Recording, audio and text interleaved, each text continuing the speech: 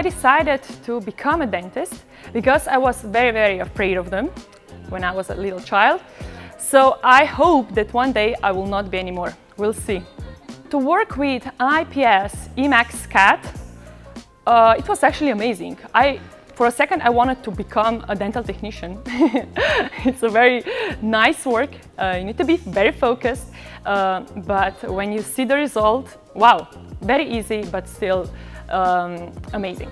I decided to become a dentist. My sister is a big inspiration to me. She's a graduated dentist. She's very hardworking and she inspired me to become a dentist.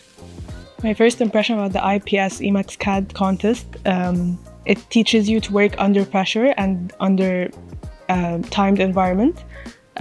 It was very easy to work with. The doctor explained it very well at the beginning before we started the contest, which led the way into a good outcome. I decided to become a dentist at a very young age, probably when I started primary school.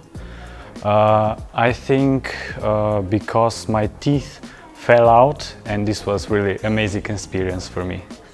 Working with IPSe.max CAD was really amazing because we got to see another point of view that dentists usually don't see, don't use.